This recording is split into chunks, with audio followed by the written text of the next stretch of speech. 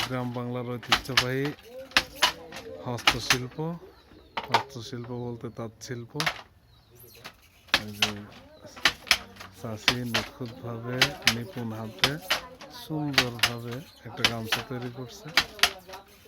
অনেক পরিশ্রমের কাজ। আমরা স্বাভাবিকভাবে একটা গামছা হাতে পাইলে কত সহজেই ব্যাপারটা মনে হয়, কিন্তু এটা তৈরি করার পেছনে যদি আমরা দেখি তাহলে সেটা অনেক কষ্টের, সোজা কথায় অনেক কষ্টের।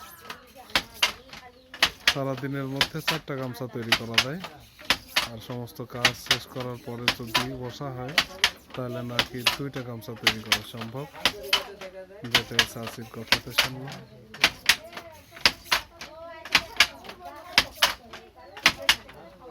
কষ্ট তার কাছে, কিন্তু আমাদের কাছে অনেক সুন্দর, ভালো লাগার একটা ব্যাপার। আসলে ভালো লাগলো এটা দেখে।